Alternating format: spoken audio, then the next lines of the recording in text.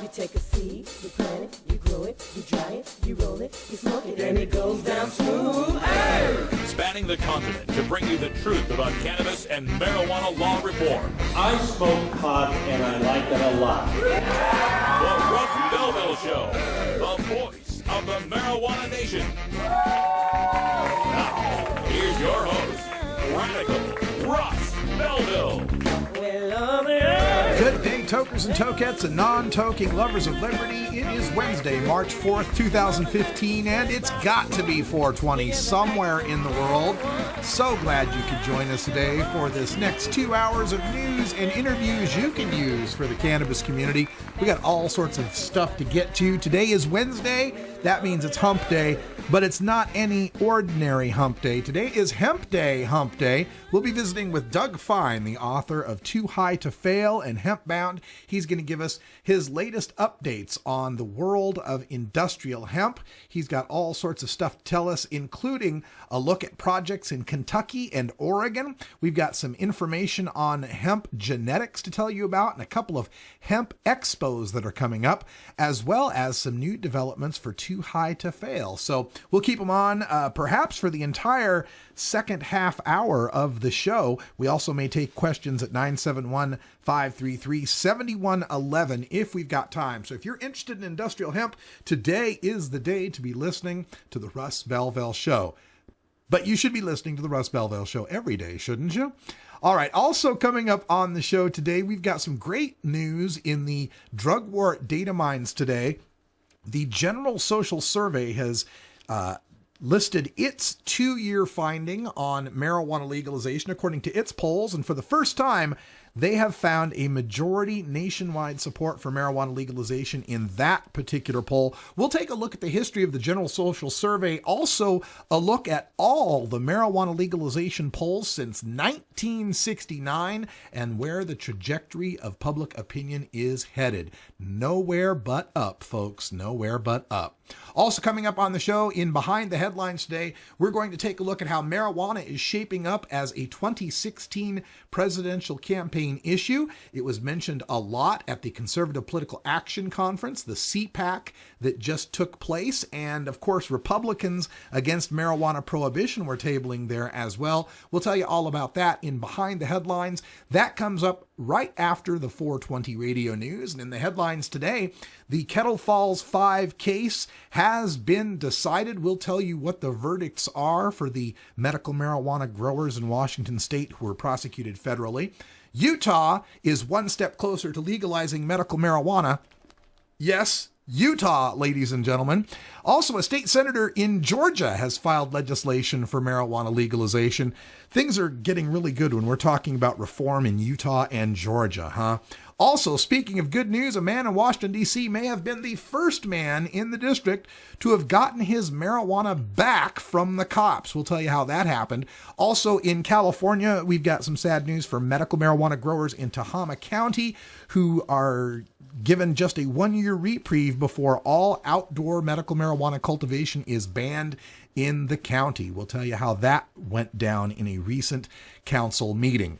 Also on the show today, probably in hour 2, Toker Talk Radio, we'll have time for a radical rant. I'm going to talk a little bit about drug czar Botticelli. He's our new drug czar, and he recently sat down for an interview with Project Sam director Kevin Sabet. Yes, I actually waded through a Kevin Sabet article on Project Sam, but the things that drug czar Botticelli had to say about marijuana legalization, commercialization, and its impact on people in recovery, like Botticelli, himself a recovering alcoholic, are pretty shocking. And again, ignore the fact that many people like you and me can use marijuana without becoming addicted to it. All that plus your calls and our daily Toker tunes for IRB Wednesday featuring Gordon Green's Music Planet coming up today on the Russ Belville Show.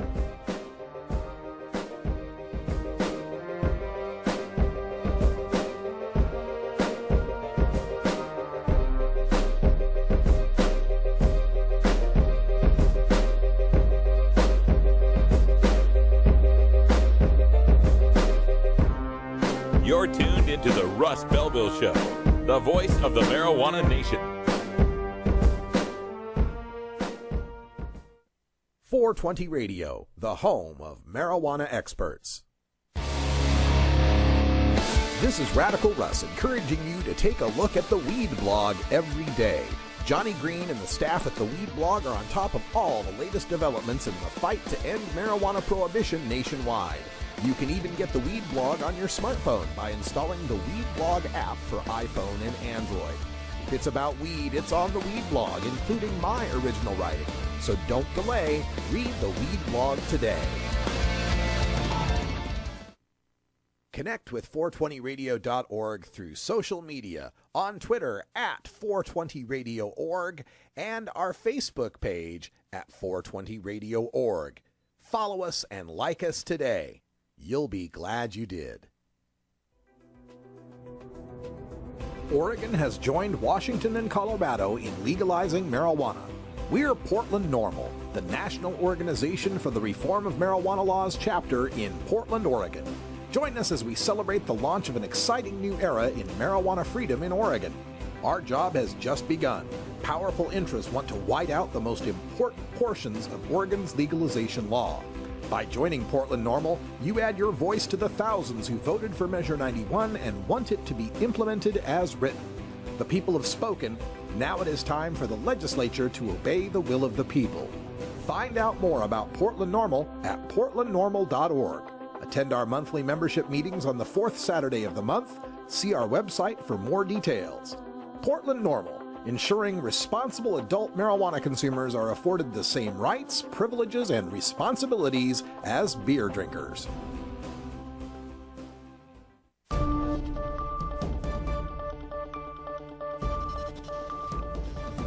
It's time for the 420 Radio News, covering the latest headlines in consumer cannabis, medical marijuana, and industrial hemp. Transcripts of 420 Radio News are available daily on our website at 420radio.org. Now, here's Russ Belville with your marijuana headlines in 4 minutes and 20 seconds. This is your 420 Radio News for Wednesday, March 4th, 2015. 3 people were found guilty Tuesday of growing marijuana, but they also were exonerated of more serious charges in a widely watched federal drug case in a state where medical and recreational marijuana is legal. The 3 remaining defendants of the so-called Kettle Falls 5 were all found guilty of growing marijuana, but a jury found them not guilty of distributing marijuana, conspiracy to distribute, and firearms charges that carried long prison sentences. U.S. District Court Judge Thomas Rice set sentencing for June 10th. The defendants were Rhonda Firestack Harvey, her son Roland Gregg, and his wife Michelle Gregg.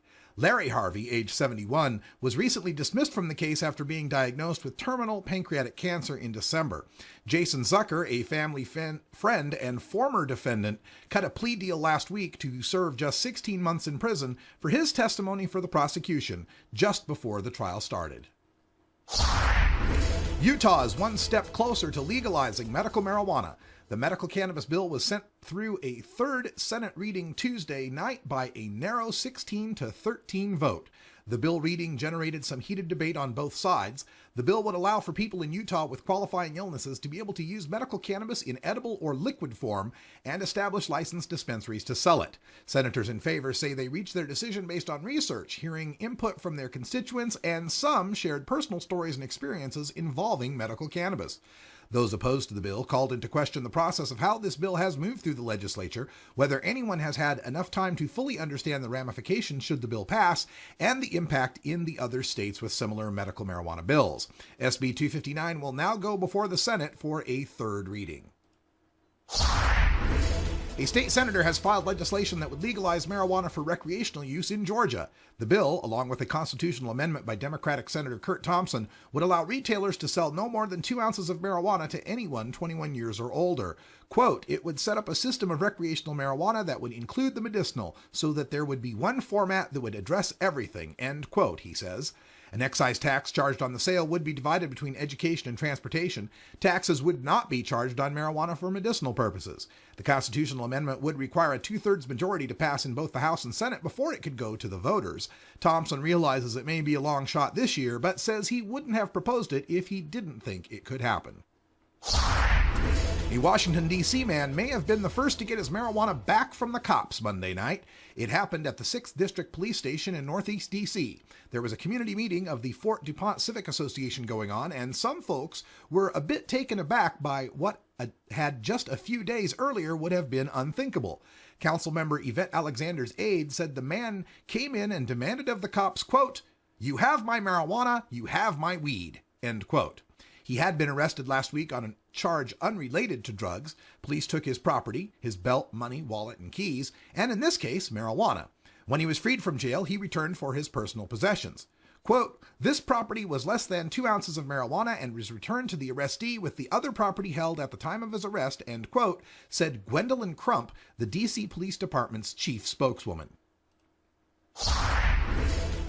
Those wanting to grow medical marijuana outdoors in unincorporated Tehama County, California, received a 1-year reprieve from the Board of Supervisors on Tuesday, provided they bring their garden into compliance with 2014's rules, including registration with the county, by April 1st. After that, outdoor grows will be banned under an emergency ordinance the board passed 4-1 Tuesday afternoon.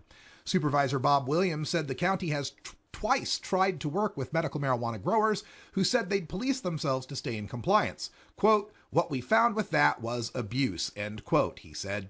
Some implored the board to pass the ordinance to protect land and cattle. Ranchers have lost cattle to growers' dogs, face dangers for their workers, and worried about water theft and pollution, said Steve McCarthy, president of the Tehama County Cattlemen's Association, which supports the ordinance. Others asked the supervisors to reject the ordinance, in part because of the additional costs on patients who wish to grow marijuana outdoors. This has been your 420 Radio News for Wednesday, March 4th, 2015. I'm Russ Belville.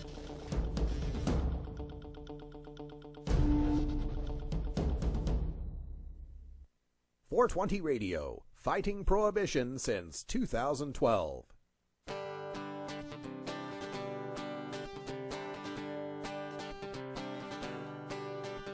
Get your tickets now for the Oregon Medical Marijuana Business Conference March 15th and 16th at the Hilton in Eugene, Oregon, powered by MarijuanaPolitics.com. Former presidential candidate and two-term New Mexico Governor Gary Johnson will deliver the keynote address. Harborside Health Center's Steve D'Angelo will present at the pre-conference VIP reception. You'll also hear from State Senator Floyd Przansky, New Approach Oregon's Anthony Johnson, Oregon marijuana attorneys Paul Loney and Leland Berger, and Oregon Liquor Control Commission's Director of Marijuana Programs, Tom Burns. Get your tickets at early bird pricing by acting now. Learn more at the Oregon Medical Marijuana Business Conference at ommbc.com. This conference will provide you with a head start for success in the expanding Oregon marijuana industry. Get your tickets today at OM.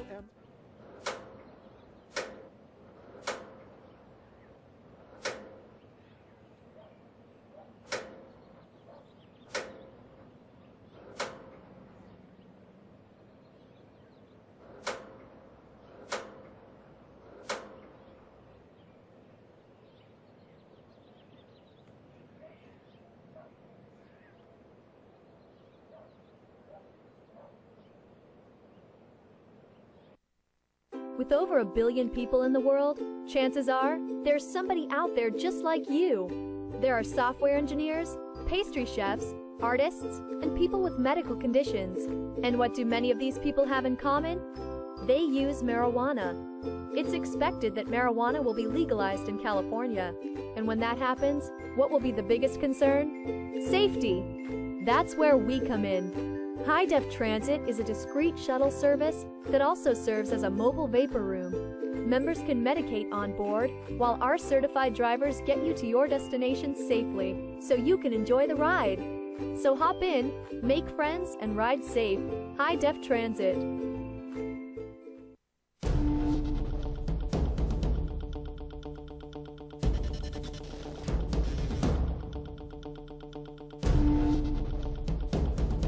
All right, welcome back, everyone. 14 and a half after the hour. Time for us to go behind the headlines, where marijuana is shaping up as a 2016, not a February 16th, a 2016 campaign issue. Got to fix the graphics there. This comes to light at the recent CPAC conference, the Conservative Political Action Conference that recently took place, as the Republicans are all lining up to figure out which one will be running for the presidency. And on the Republican side, some of those candidates include Jeb Bush, the former governor of Florida, Texas Senator Ted Cruz, and Kentucky Senator Rand Paul. Some interesting quotes from those politicians. From Jeb Bush, when asked what he thought of Colorado's decision to legalize marijuana in 2012, he replied, quote, "I thought it was a bad idea, but states ought to have the right to do it," end quote. Ted Cruz was asked the same question at CPAC, and he said, quote, "If the citizens of Colorado decide they want to go down that road, that's their prerogative. I personally don't agree with it, but that's their right," end quote. And Senator Rand Paul said he says it's yet to be determined whether legalization is a good or bad idea for Colorado, but added, quote, "I think freedom for the most part is a good thing. States' rights is a good thing."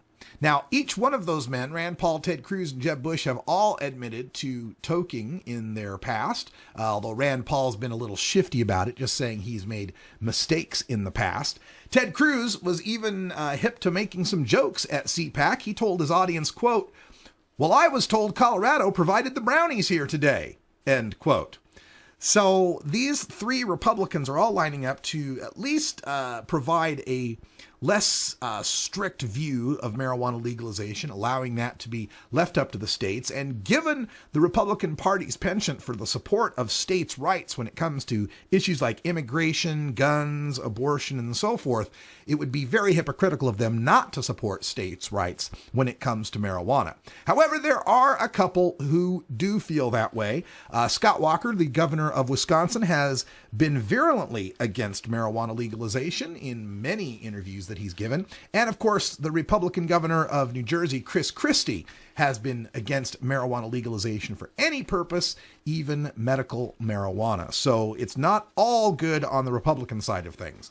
Now, on the Democratic side of things, almost everyone believes that Hillary Clinton will be the eventual Democratic nominee. There has been some talk of former Maryland Governor Martin O'Malley and the socialist senator from Vermont, Bernie Sanders, but none are considered a very serious chance at getting the nomination. Both men do seem to have a fairly progressive view on marijuana legalization. Hillary Clinton, the anointed frontrunner for the Democrats, has said in a CNN interview, quote, "On recreational marijuana, states are the laboratories of democracy. We have at least 2 states that are experimenting with that right now. I want to wait and see what the evidence is," end quote. Of course, the evidence we've seen so far has been $700 million in sales, some $44 million in tax revenues in Colorado, some $10 or $12 million in tax revenues in Washington state, no attendant increase in use or driving deaths or addiction or any of the problems predicted by the opponents of marijuana legalization. Now, they took a straw poll at the CPAC and found that of the about 3,000 people in attendance, 2/3 of them supported marijuana legalization. And this may have to do with a more rabid, young conservative crowd that can tend toward libertarianism. The Gallup poll, however, recently has shown that 51% nationwide support marijuana legalization. Only 1/3 of conservatives support legalization. But when you change that demographic to millennial conservatives, we are finding that about 2/3 of them support marijuana legalization. We've also got a situation where the support for marijuana legalization continues to rise among not just the young, but any demographic you tend to look at. We will take a look at that in our next segment, our drug war data mine. We've got some new polling information that gives the truth to that supposition. We also find that in the marijuana legalization that the Republicans against marijuana prohibition, RAMP, the organization formed by Ann Lee of Texas, was tabling at CPAC, and their booth was getting a lot of support from the people at CPAC. Dave Hargett of Fayetteville, North Carolina, is the president of the North Carolina chapter of Republicans Against Marijuana Prohibition. He said, quote, "God gave us all free will, and that's free will to make good decisions or bad decisions. It's not the government's place to tell me what I can and cannot do." And that's a message that resonates for Republicans under the age of 40, according to John Bauckham, the president of the Houston young Republicans, who touts Rand Paul's candidacy by saying, quote, "First of all, I think he's somebody who can win. We don't see a lot of the candidates reaching out for that demographic, except for Rand." Rabba-dabba-goo! Got no goo here, Dan Michaels, but we do have a vapor pen around here somewhere. We'll grab that because it's 4:20 in the Mountain Time Zone.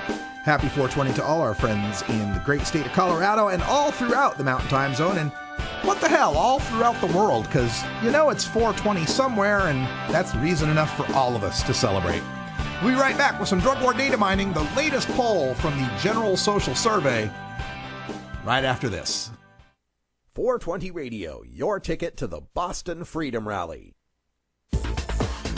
Are you in the market for portable vaporizers now? Get online to vapes.buzz, the quick and easy link to portablevaporizers.now.com. Vapes.buzz has everything you are looking for, including vape pens, herbal vaporizers, e-juice, parts, accessories, and more. Visit vapes.buzz and use promo code 420radio to get 10% off your online purchase, or just give them a call at 866-264-2415. Vapes.buzz. Get vaping, baby! Oh man, I really dig this tune. You should really check out this groove. Cool.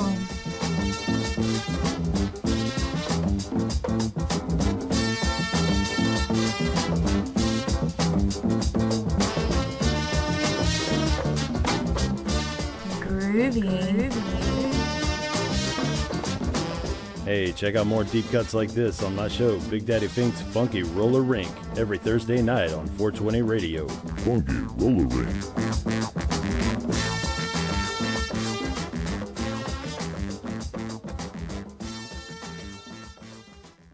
Get.buzz. .buzz is the internet platform that fuels community interest, excitement, and new experiences. .buzz is the premier online destination for internet users seeking the latest news on a variety of topics. .buzz appeals to groups active in blogging, communications, journalism, advertising, and marketing. .buzz offers registrants a stronger alternative to the shrinking namespace of existing top-level domain names, such as .com, .net, and .org. Get your name now at get.buzz.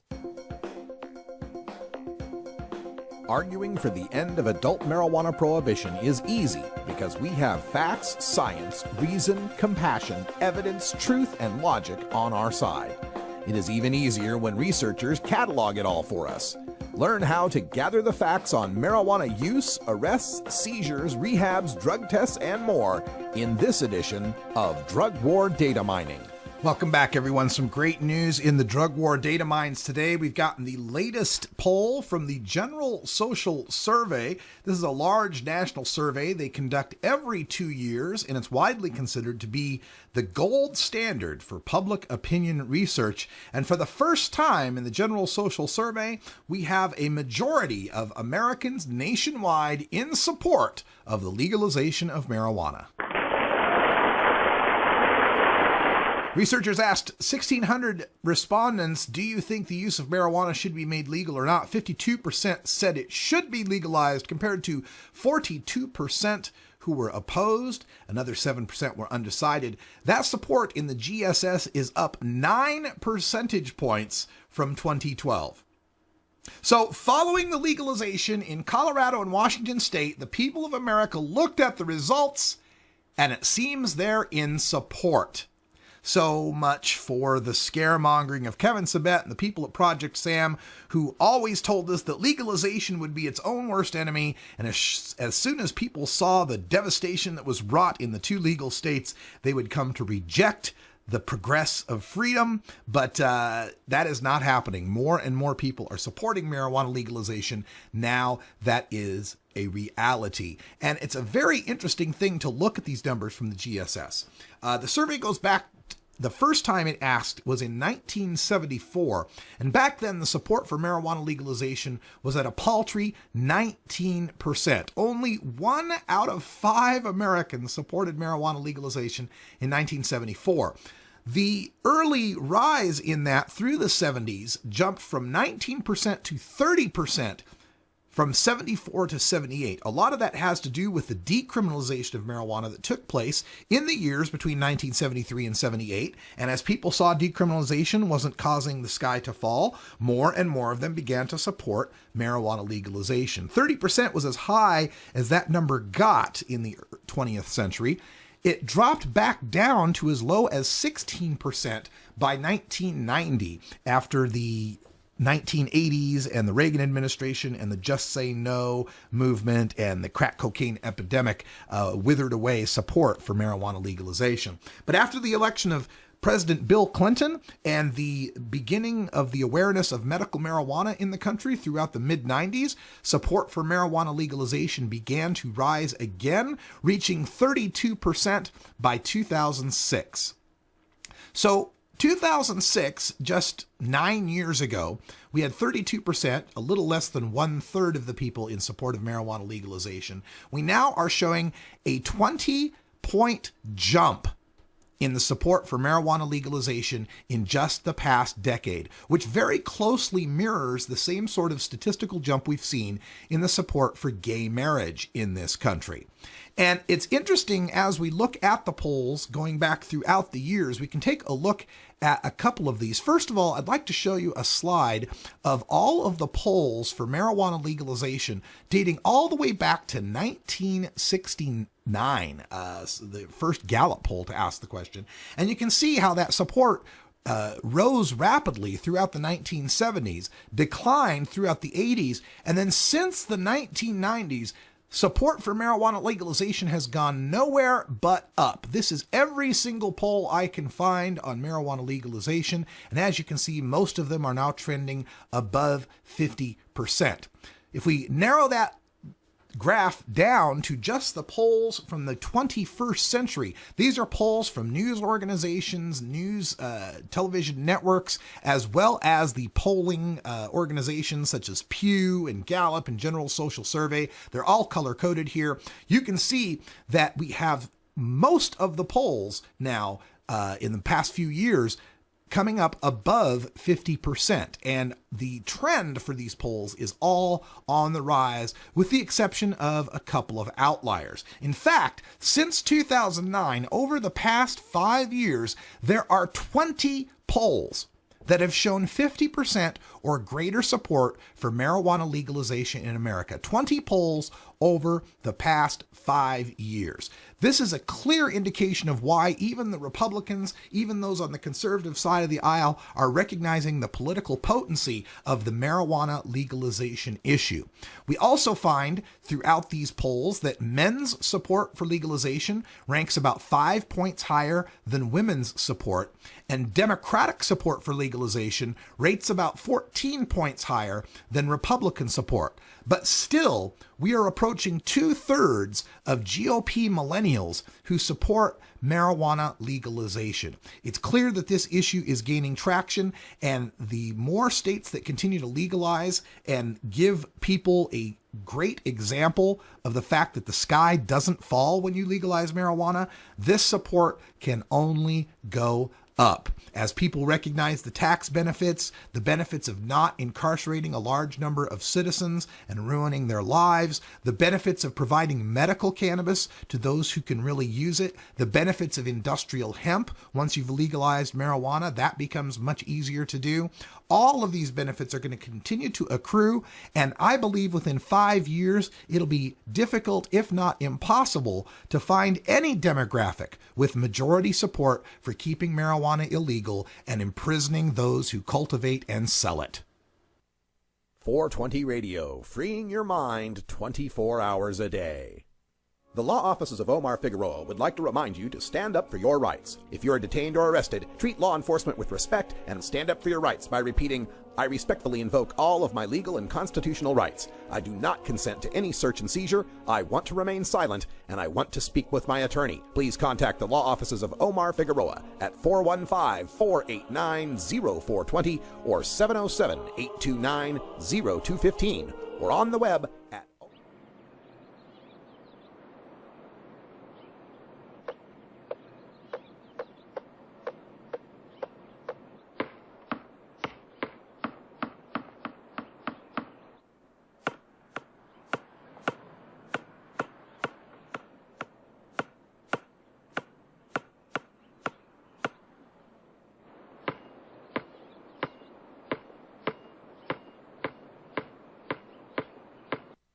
Growing plants indoors can be a rewarding hobby, but electricity bills can go through the roof. Then you have to cool down all those big hot lights. It can drive a grower insane. With Lush LED lighting, you can solve many of these issues and double your rewards. Matt and his scientists have developed the perfect light for flowering plants with far less cost and heat. And the results? Very effective. Check out LushLEDlighting.com right now and tell them Radical Russ sent you.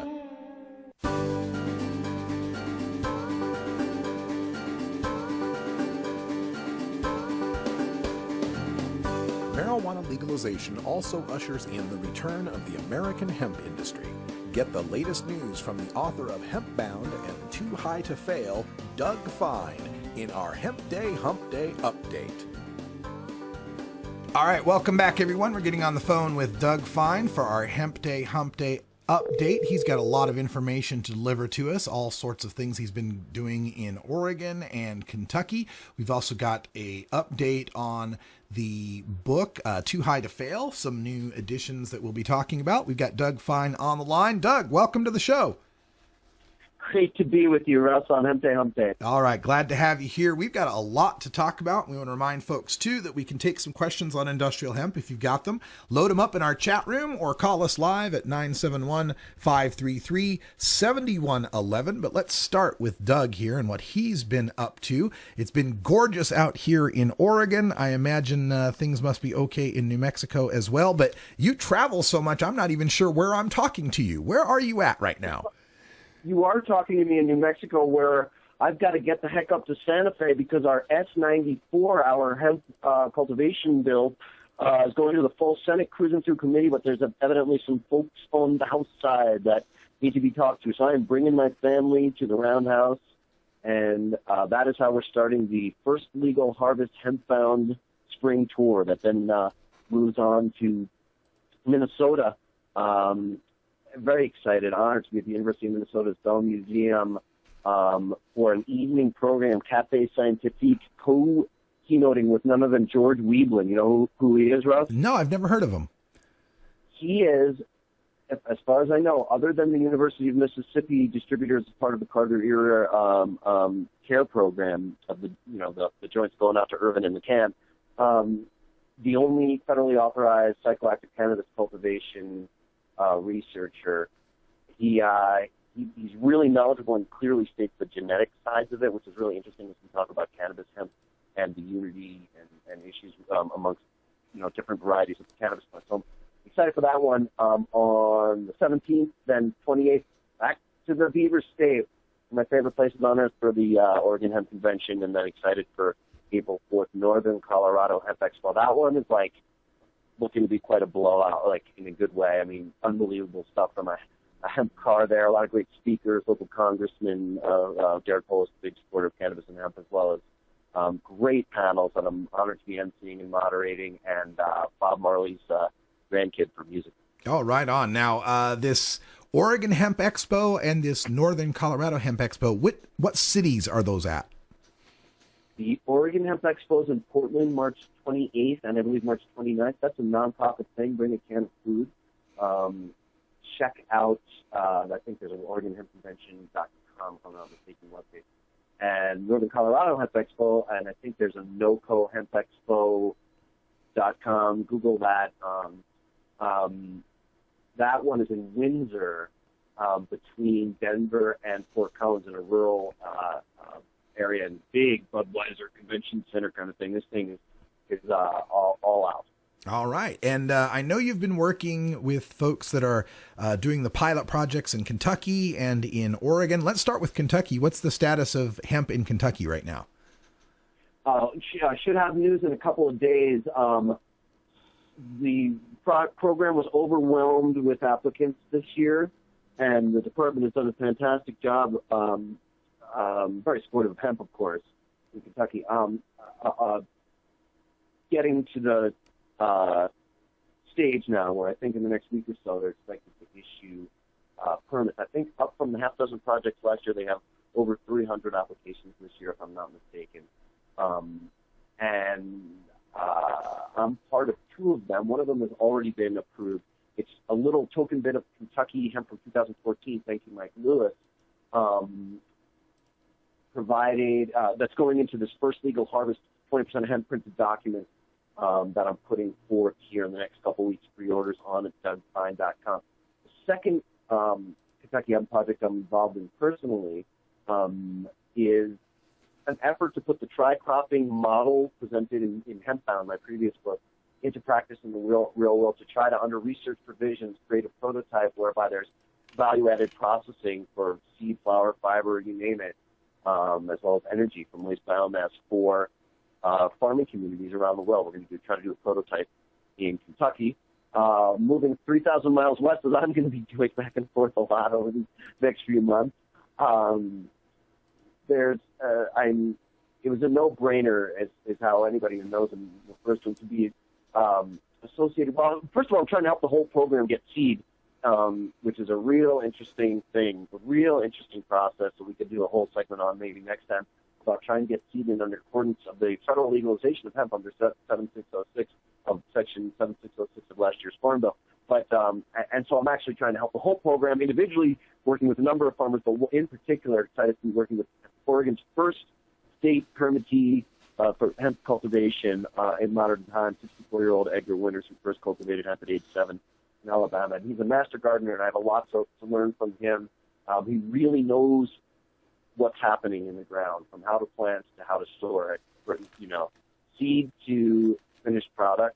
So that's exciting. I hope that we get some seed into Oregon soil this year, and I'm confident we will.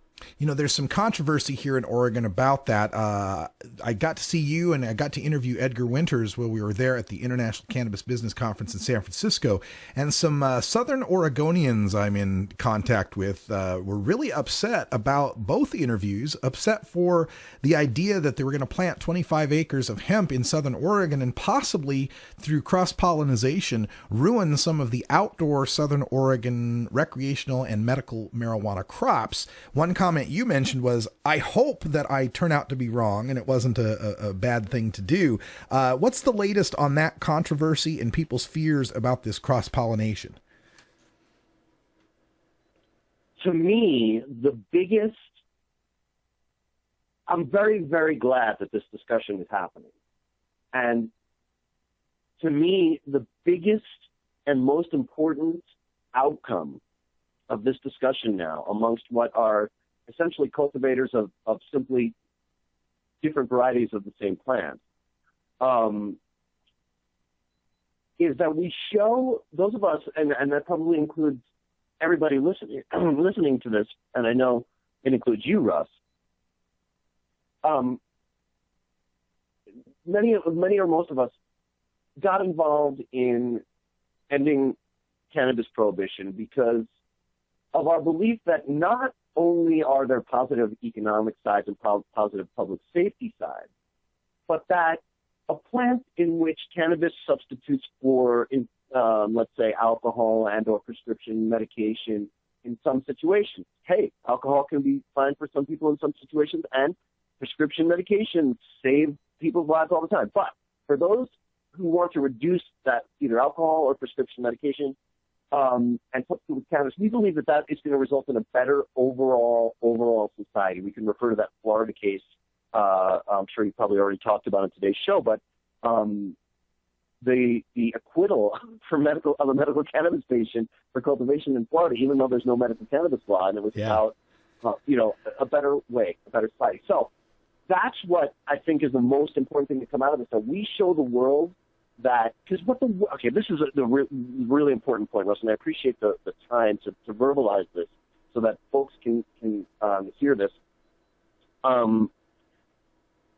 The world doesn't know about or necessarily really care about the lifestyles of outdoor cannabis farmers in Oregon as they come above ground.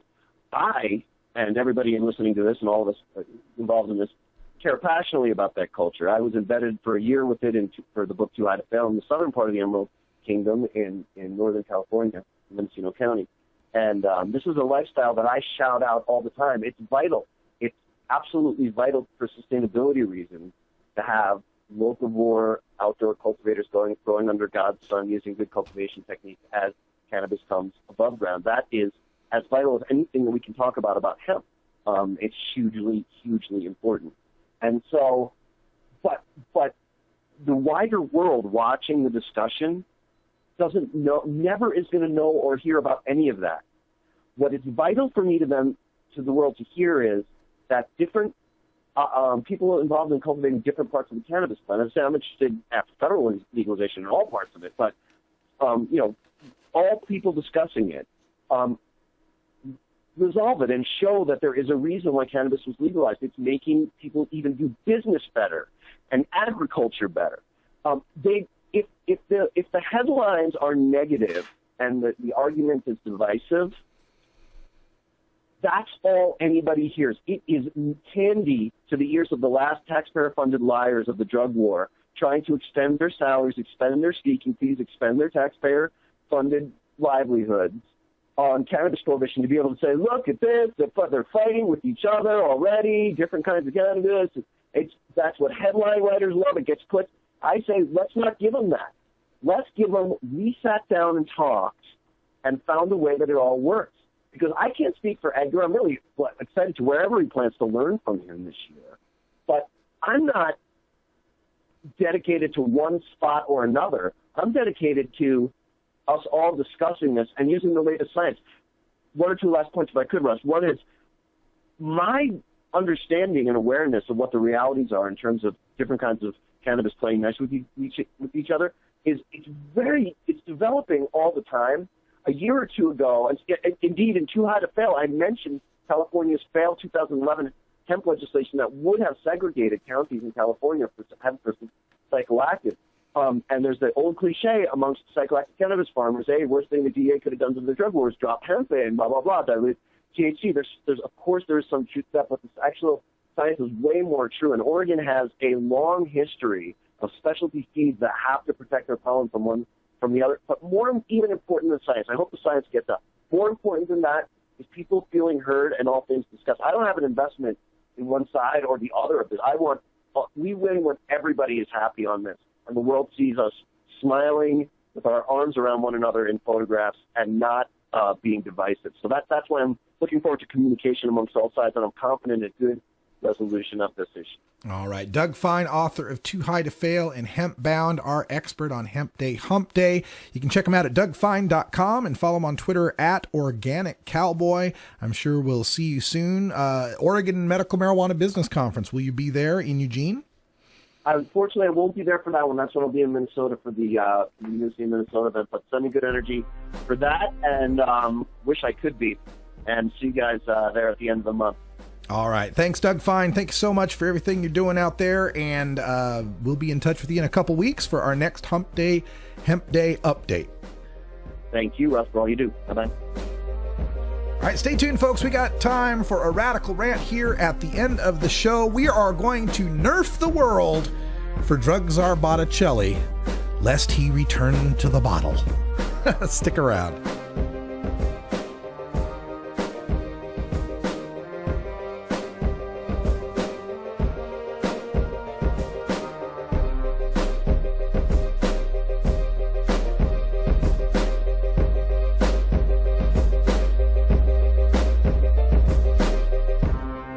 You're tuned into the Russ Belville Show, the voice of the marijuana nation.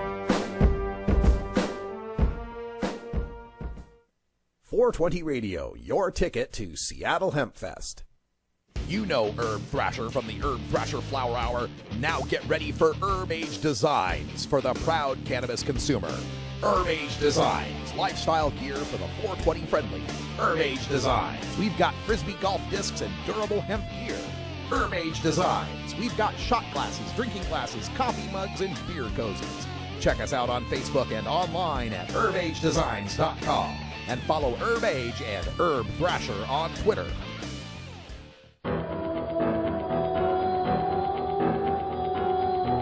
In the interest of fair and balanced journalism, the Russ Belville Show presents the anti-drug public service announcement of the day.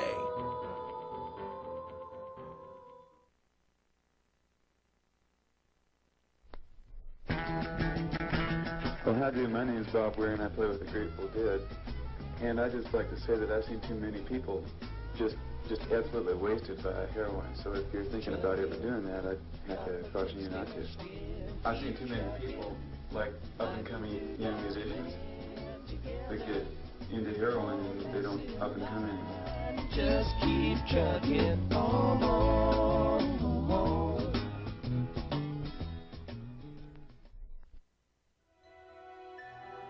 This has been the anti-drug public service announcement of the day. To cure this sort of reefer madness, listen to the Russ Belville Show every weekday on 420radio.org. When you are starting up a medical cannabis business, you want a fired-up lawyer who understands the needs of cannabis consumers. The law office of Lauren Vasquez is your fired-up lawyer for the cannabis industry. Visit her website, firedupLawyer.com, or call 1-855-MMJ-LAWS for more information. That's 855-665-5297 for Lauren Vasquez, your fired-up lawyer, or email fireduplawyer@gmail.com. We must wage what I have called total war against public enemy number one. I support a change in law to end federal criminal penalties for possession of up to 1 ounce of marijuana. That marijuana, pot, grass, whatever you want to call it, is probably the most dangerous drug. Some think there won't be room for them in jail. We'll make room. I experimented with marijuana a time or two, and I didn't like it and didn't inhale. And one major responsibility is to encourage people to use less drugs. Entirely legitimate topic for debate. Radical Rant. Meet the new drug czar, same as the old drug czar. The leader of the anti-legalization group Project SAM, Kevin Sabet, sat down for an interview with the newly confirmed head of the Office of National Drug Control Policy, aka the drug czar, Michael Botticelli. In the interview, we learned that, surprise, the drug czar opposes marijuana legalization, as he is statutorily required to do. We also learned that he thinks medical marijuana and marijuana legalization have taught the children that marijuana is harmless and fun to consume. Here are some relevant excerpts from Botticelli's answers and my reactions. Just to be clear, this administration, this office is opposed to legalization. This is not from an ideological perspective. When you look at the research, the science, and the data behind the health harms of marijuana, particularly as it relates to the youth in this country, I think we have some real challenges and hurdles facing us. That's from Botticelli, and I would say that's kind of strange, because I was just reading this piece in the Washington Post. It's entitled, "Marijuana May Be Even Safer Than Previously Thought," researchers say. This piece details the latest research on marijuana's harm relative to other drugs and concludes, quote, "We should stop fighting marijuana legalization and focus on alcohol and tobacco instead," end quote. It goes on to note that marijuana is 114 times safer than alcohol. Alcohol actually turned up to be the most dangerous recreational drug, riskier than heroin, cocaine, ecstasy, and meth. And according to the Centers for Disease Control, underage drinking kills around 4,300 children and teens every year. Now, there have been cases of children accidentally consuming marijuana, but there has not been one single death due to marijuana overdose in all human history.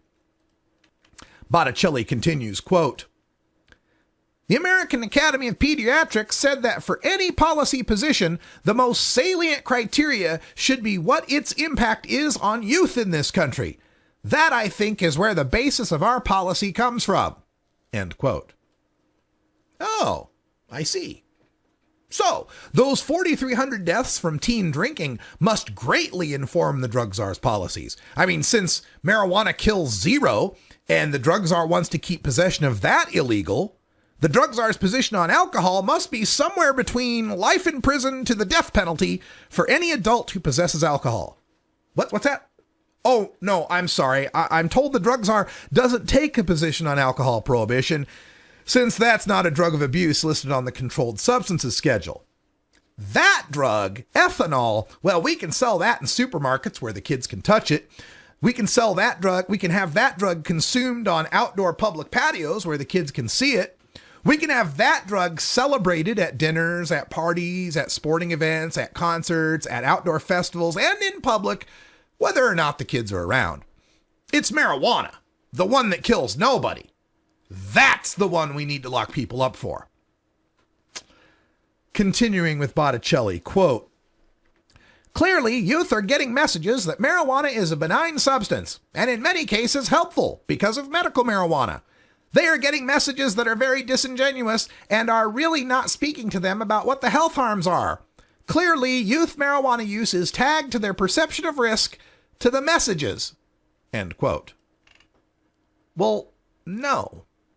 The thing is that the youth are getting the message that marijuana is not going to cause schizophrenia, that marijuana isn't going to cause lung cancer or COPD, that marijuana isn't going to lead inexorably to heroin, that marijuana is not going to deplete their IQ, and that marijuana users can grow up to be smart, rich, successful people.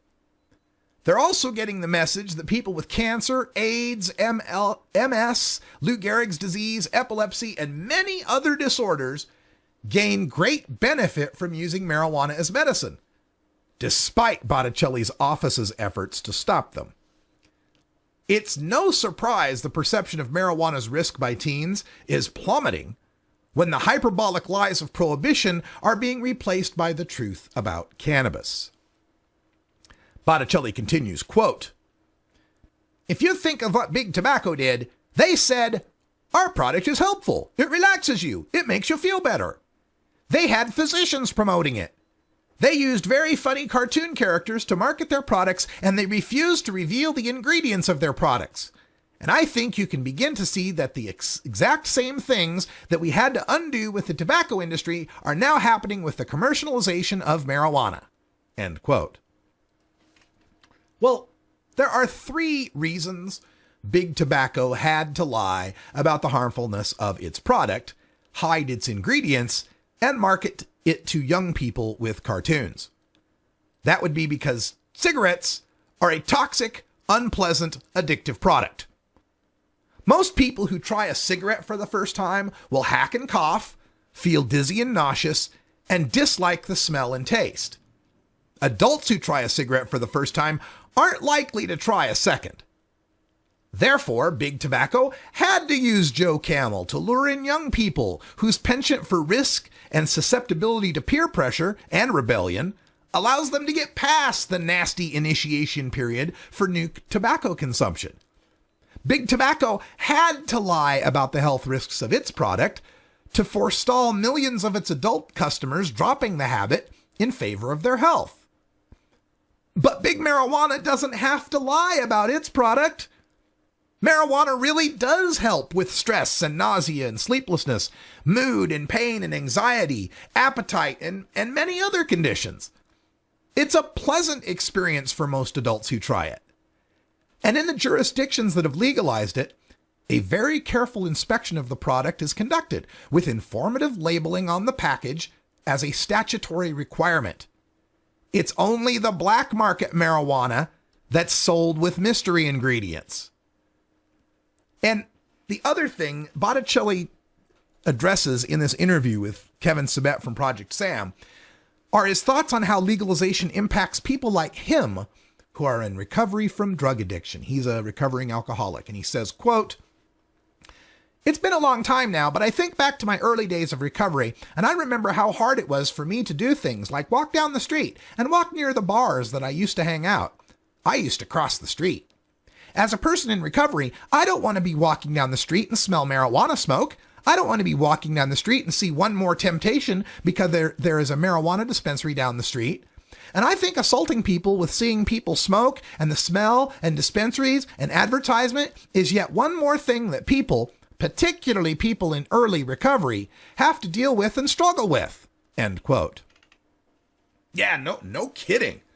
Look, I know as a person in recovery from obesity, when I walk down the street and see a McDonald's or a Baskin Robbins, or I smell buttered popcorn at the movie theater, or I watch TV and see commercial after commercial for junk food, boy, it's really hard to deal with those triggers. Obviously, what we need to do is criminally prohibit all these things so people in early recovery from obesity have a chance to lead a thin, active, healthy life. Talk about your nanny state. My God, it's galling to hear the drug czar talk about his own responsibility to steer clear of distribution and advertising of the drug he was addicted to, alcohol, while he maintains a position that it's the government's responsibility to protect the tiny minority of people with other drug addiction issues from the smell of an herb 114 times safer than his drug of choice. Botticelli continues, quote, I do wish the recovery community was more involved in this because I do think a lot of people probably feel the same way that I do. I feel like their needs have not been heard and attended to as we think about what's right to do for our communities. I agree that we've got to look at disproportionality in our criminal justice system, but how do we attend to the needs of everybody in our community? And I think the recovery voice is often not vocal. It's clearly not heard as we're thinking about, quite honestly, the commercialization. End quote. Well, see, the problem, though, is that the recovery voice is often the drug rehab centers. A large percentage of their clientele are marijuana consumers whose only problem with the drug is they got caught with it by police or a drug test, and they were forced to choose between rehab or jail. According to the treatment episode dataset, the admissions for 2012, over 43% of those admitted to rehab who used marijuana were sent there by the criminal justice system. For those whose only drug was marijuana, over half were forced there by law enforcement, 53.3%. And of those admitted only for marijuana, over 1/3, 36.3%, hadn't used any marijuana in the month prior to admittance, and over half, 55.4%, had used less than once per week. Hardly what you'd consider an addict. Botticelli concludes, quote, I fundamentally believe that we can continue to reframe how people with substance abuse disorders are perceived in the United States. I really do. We've come a long way. I know that lots of polls show that people would rather see people get treatment rather than incarceration, but I also know that there are significant stigma, and people still feel that this is a moral issue. I think that we can really continue to change the way we think about this illness. End quote. And this is where we see the blind spot in Botticelli's viewpoint. There are people who don't use drugs, and there are people with an illness. Period. There's no room in Botticelli's world for the majority of drug consumers, especially marijuana consumers, whose consumption is no more or less a problem than the average social drinkers. Because acknowledging those social drug consumers means treating them like social drinkers and not arresting them merely for their possession and use of their drug. To Botticelli, that means accepting that people like him will have to avoid more triggers to their drug relapse.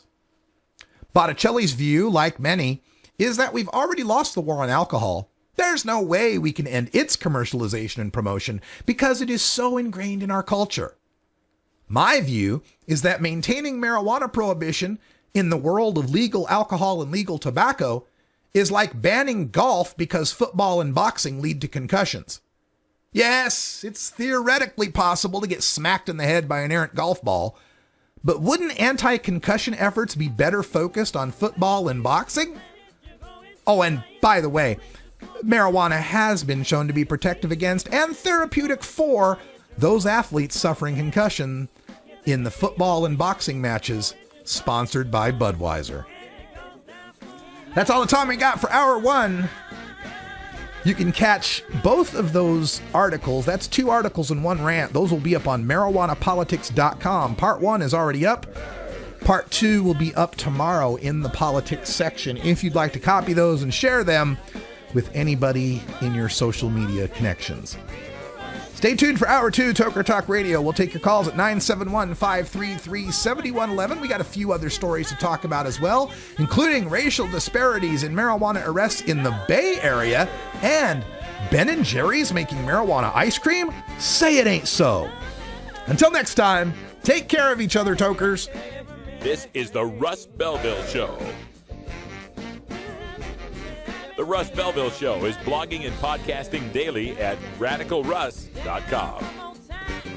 You take a seed, you plant it, you grow it, you dry it, you roll it, you smoke it. You take a seed, you plant it, you grow it, you dry it, you roll it.